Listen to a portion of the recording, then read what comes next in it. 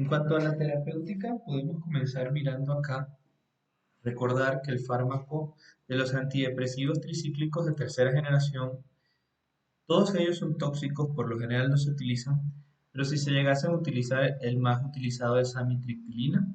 Aquí pues a manera de, más que todo, de conocer la clasificación. Ahora vayamos con los fármacos más utilizados. Estos fármacos más utilizados, aquí sí tenemos los inhibidores de la recaptación de serotonina, que recordemos que son los fármacos de primera elección, ¿ok? Estos fármacos, además de ser de primera elección, tienen una ventaja importantísima y es un punto interesante.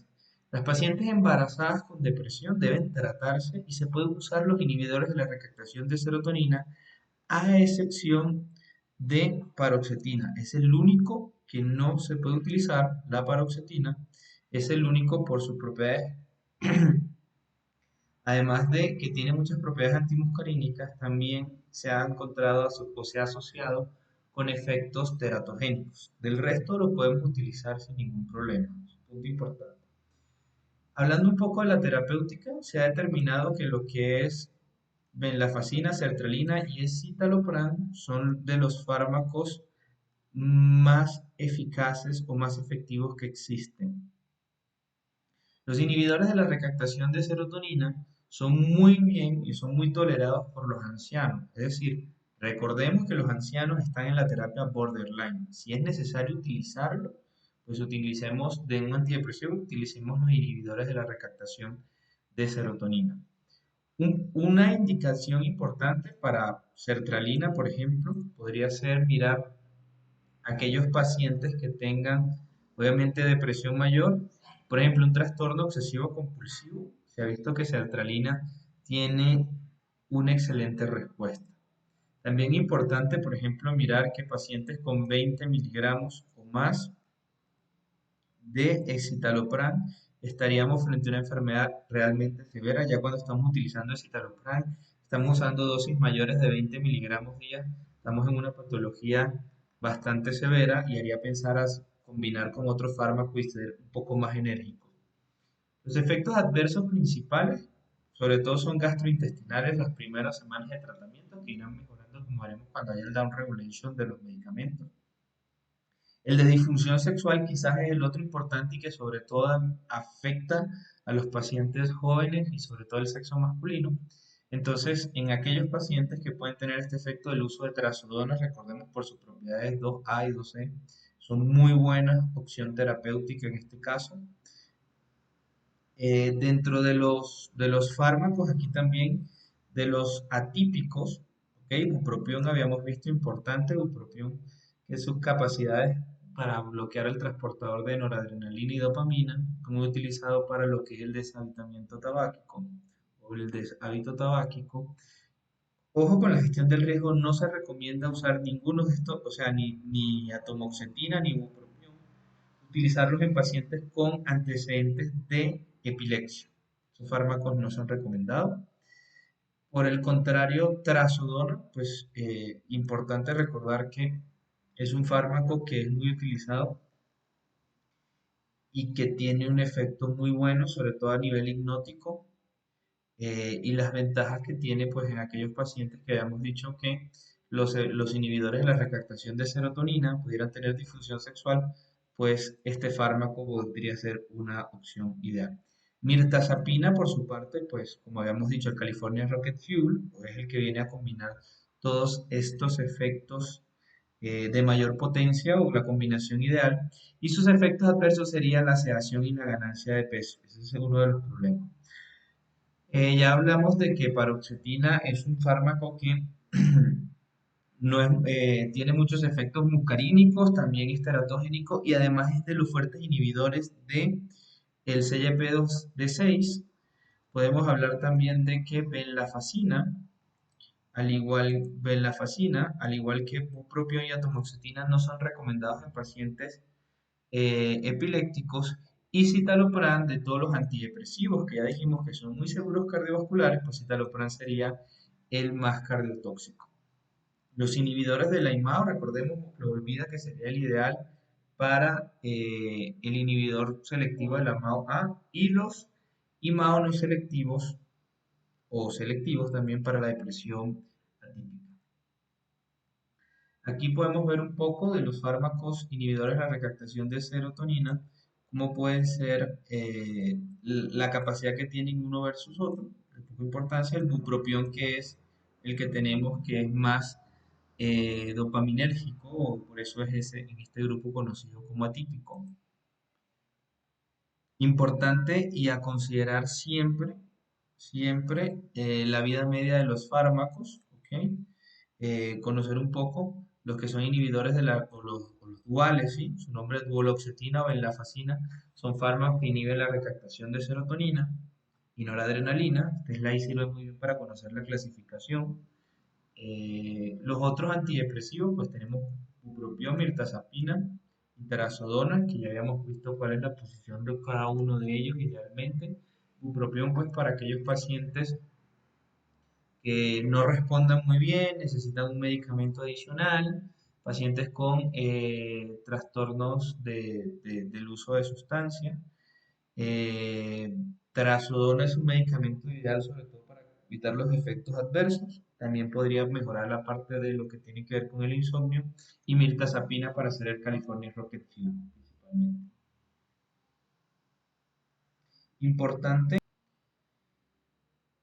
en cuanto a la combinación de fármacos, importante destacar, que ya lo era de conocimiento, que uno de los efectos adversos de trazodona pues es el priapismo, ¿ok? Ya era de conocimiento cuando lo hablamos dentro de los hipnóticos. En cuanto a la combinación, recordemos que habíamos dicho que en la terapéutica nos llega un paciente, debemos analizar muy bien si es menor de 2 semanas, si está entre 2 semanas y 2 años, o si es un adolescente, la ventana entre un año, la intensidad. Y habíamos dicho que la terapéutica tiene que ser racional, fundamental mirar la edad del paciente, pues obviamente si ya estamos hablando de mayor de edad, hasta 65 años, el balance riesgo-beneficio está a favor de nosotros, sobre todo entre 25 y 64 años, por así decirlo. No habría ninguna duda. Importante, habíamos dicho que era una terapia racional, donde necesitamos obtener respuesta, pero más que respuesta necesitamos remisión para evitar las recaídas y sobre todo buscar la recuperación eh, y evitar en lo posible las recaídas, porque recordemos que con cada pauta de tratamiento, reinicio de tratamiento, íbamos perdiendo la eficacia del fármaco hasta que ya cuando necesitara por tercera o cuarta vez terapia realmente, ya tendríamos que dejar al paciente el tratamiento de por vida. Entonces, muy claro el target terapéutico. Cuando hablamos enérgico, ¿qué es enérgico? Pues perfecto, podemos iniciar con un medicamento fundamental y acordarnos que no debemos cambiarlos antes de la cuarta, o sea, la eficacia empieza al cuarto mes, perdón, cuarto mes, no, cuarta semana, ok, clave esto al mes de tratamiento, ya habíamos visto por qué. Pero ser enérgico es decir, pues listo, yo comienzo con un inhibidor de la recaptación de serotonina. Eso es fundamental tener en cuenta, habíamos visto acá y es importante que lo recordemos, que podíamos comenzar con sertralina, por ejemplo, o escitalopram, que son uno de los primeros de los inhibidores de la recaptación de serotonina que tienen mayor eficacia terapéutica o han demostrado mayor efectividad. Inicio con estos medicamentos. Y debo revisar, porque recordemos que solamente un 33% de ellos tienen remisión. Un 67% de ellos lo que tiene es la respuesta, pero quedan con síntomas residuales que son los difíciles de tratar. Son aquellos que han mejorado el estado de ánimo, la ideación suicida, ¿sí? Pero quedan con los problemas de dolor, de insomnio o de dificultad para concentrarse. Entonces, debo ser enérgico, revisar muy bien y en caso de que el paciente continúe con esto, entonces debo agregar fármacos. ¿Ok? Debo ir agregando fármacos porque recuerden que yo lo que necesito es remisión y recuperación del paciente. Entonces, en la combinación de fármacos, ¿qué podemos hacer o qué tenemos? Tenemos los combos de triple acción. Por ejemplo, si combinamos un inhibidor de la recaptación de serotonina, ¿sí? Con un inhibidor, perdón, de la recaptación de noradrenalina y dopamina, como podría ser bupropión, ¿qué tenemos? Tenemos simplemente un aumento en serotonina, un solo nivel, por así decirlo, un solo nivel también en noradrenalina y un solo nivel en dopamina. Por el contrario, una combinación que puede ser incluso más interesante podría ser la combinación de un inhibidor de la recaptación de noradrenalina y dopamina, como bupropión, pero unido a un inhibidor de la recaptación de noradrenalina y serotonina, como duloxetina, por ejemplo. Y entonces en este caso, a nivel de serotonina, solo un nivel, igual que la combinación anterior, pero a nivel de la noradrenalina ya tendríamos dos niveles. Es decir, yo combino duloxetina con bupropión, tendría doble respuesta en noradrenalina y una sola respuesta en dopamina. Ahora vamos al punto máximo, el famoso California Rocket Fuel. El California Rocket Fuel es la combinación de un inhibidor de la recaptación de serotonina-noradrenalina, como duloxetina, por ejemplo, y además combinarlo con mirtazapina. ¿Por qué? Porque habíamos visto que mirtazapina pues me agregaba la potencia alfa 2 y los beneficios al 5-HT3. Entonces podemos ver acá que cuando yo hago esta combinación de este famoso California Rocket Fuel, lo que tengo es un cuádruple o una potencia cuádruple en serotonina, en noradrenalina y un doble en dopamina. Es lo más que podemos llegar a tener y es importante conocer esto. Es decir, ¿cómo debo hacer la combinación yo de mis fármacos? Es decir, pasarme acá a conocer los inhibidores de la recaptación de serotonina, conocer, perdón, conocer muy bien los inhibidores de la recaptación de serotonina, perdón, ¿sí? Es decir, acordarme cuáles son los de mayor eficacia, donde puedo decir, pues yo puedo tomar sertralina, escitalopram, conocer también la duloxetina, la venlafaxina, y los otros antidepresivos que me pueden llevar, es decir, cuándo usar, por ejemplo, bupropión, cuándo usar mirtazapina o pues trazodona. Esa es la combinación que vemos acá, es decir, combinar un inhibidor de la recaptación de serotonina más un inhibidor de la recaptación de dopamina, noradrenalina con bupropión, no estaríamos haciendo un efecto tan potente. Lo ideal sería, si fallamos en este punto, es decir, yo tengo un paciente y lo comencé, por ejemplo, con sertralina o escitalopram. No tengo una respuesta muy buena, pues puedo buscar un mecanismo adicional, o sea, en esa escala podría buscar un inhibidor de la recaptación de noradrenalina, dopamina, como bupropión. Si no tengo respuesta, lo correcto sería entonces cambiar el fármaco, mantener el bupropión, por ejemplo, ¿sí? Mantener el bupropión y combinar, por ejemplo, duloxetina, ¿sí? Ya estaríamos en una segunda escala donde ya tengo un doble efecto noradrenérgico. Si no tengo la respuesta deseada, pues entonces ya lo que hago es retiro el bupropión y entonces mantengo eh, el inhibidor de la recaptación de noradrenalina serotonina, como por ejemplo duloxetina, y agrego mirtazapina, donde debe tener el mayor efecto posible.